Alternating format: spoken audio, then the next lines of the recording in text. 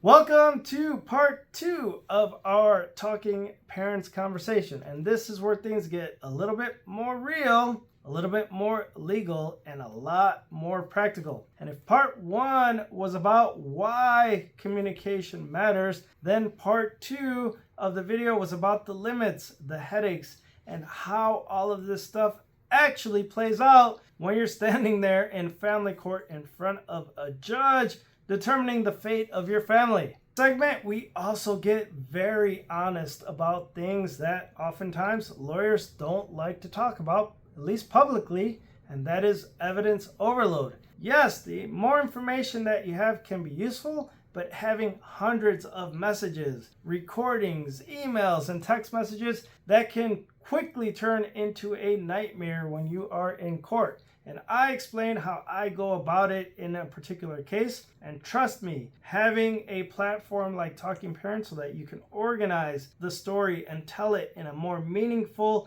and succinct, a more clear way is so important. What's really great about this segment is the Q&A with the Talking Parents team. We get to talk about the nuts and bolts of evidence, and we tackle the big $64,000 question: are electronic files accepted in court? So in part 2 of our segment with the wonderful Talking Parents team, we pull back the curtain on the legal boundaries, evidence fatigue, and the very real logistics of trying to bring these digital communications into the real world courtrooms. So let's jump back into our conversation with the Talking Parents team and talk about where tech helps and in the areas where you still need to tread carefully. Here we go. Hope you enjoy part 2 of our video with Talking Parents. I have a question about the recording. So you guys were saying that one of the key features of Talking Parents and the platform is the ability to create a record that you can then easily use in court. Now, that's a lot of evidence, right? Transcripts, messages, it's a lot of data. How complicated and time-consuming is for you to go through all that evidence to prepare yourselves for a hearing, a session? So what ends up happening is it depends on the nature of the hearing. If it is a final hearing, like a trial, where you are trying to prove all of the statutory factors, then obviously it's going to be more intricate and more complicated because you have to prove either for or against each and every one of these factors, and you will be going over a transcript of the entire length that Talking Parents was on, involved in the case. And what you try to do as a litigator, and everybody litigates differently, is you try to hone in on the important conversations that are relevant to the factor or the issues in the case. So that is a lot harder than when you have a hearing that is like a one issue topic. If the topic is school placement, well, then you know that there's a range of time when the school placement becomes an issue. It's usually around October to January, and you just pull those 3 months of the records and have to go through those records, which is a lot less work and a lot less intricate.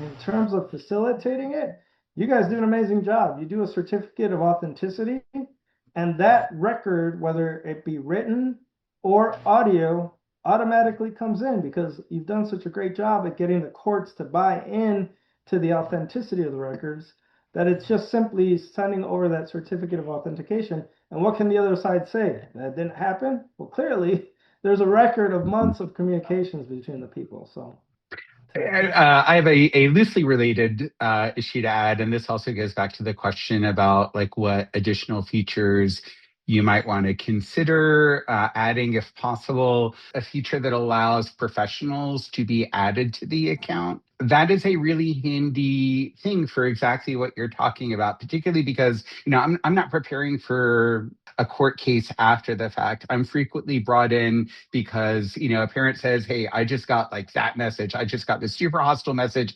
I don't even know how to respond to this. And, if they're using an app that allows a professional to be added, I can just go in, I can look and see what's the back and forth been, and I can provide some coaching really easily without the parents having to download anything or send me anything. So that might be a feature that you want to look for. And I think if Talking Parents were able to add that, that would make a lot more people really look to your app first. My question to you is primarily, how do you guys view the app when you have to see it from your clients? Do you look at it on the phone or do you do it on the desktop? And what other types of tools would you be looking for other than just see the message? With something that maybe aggregated topics together and pointed out where they were in the record, would that be helpful? Something of that nature. So from a litigation standpoint, I like where you're going with this. If there was a way to be able to annotate and mark up the transcript in a way that, we can kind of look at it and segregate the parts that are relevant to what we're trying to do in court, but just kind of like a template where you can write notes and highlight it on the actual computer. Because I'm always looking at it on the computer because you don't want to print out 300 pages or 200 pages to look at it. So I've actually just seen like PDFs. yeah, my experience has been that when you pull it up, it's like a PDF. And then you kind of, if you have the certain programs that can allow you to annotate PDFs, it kind of works that way, but I would love to see that in the actual application.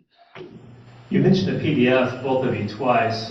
We still have a tremendous amount of users that have us print their entire record, certify it, and we mail it out like it's evidence. Is that becoming more accepted in the legal and the court management communities where the electronic record, because it's very expensive to print those out and get them ready for court and get them shipped out? Yeah, so it really depends. I think that's kind of like a jurisdictional question. Each jurisdiction is different. I know Miami-Dade County does a lot of Zoom hearings still, at which point the PDF would be sufficient.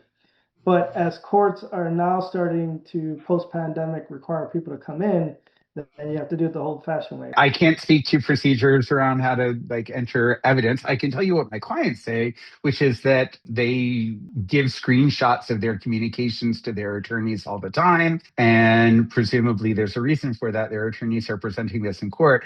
I could just tell you, it's just become ridiculously easy to manipulate images. You don't have to have specialized expertise to do this. So it wouldn't surprise me if over the next couple of years, having, really certified documents to submit becomes even more important. And I guess one of the other things internally, right, for Talking Parents, you could ask the parties to show you either the notice for hearing or the notice of mediation so that you're certain that it's something that needs to be done at that moment, where as opposed to someone just curious to print it out and see it. So there are some safeguards I think you could put in place or policies and say, hey, we're willing to print it out, but it's at your cost.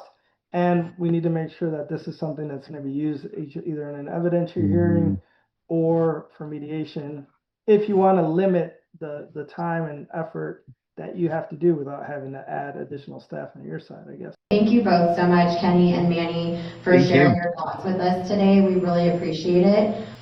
Terrific. Thank you so much for having us. Yes. Thank you. Thank you so much.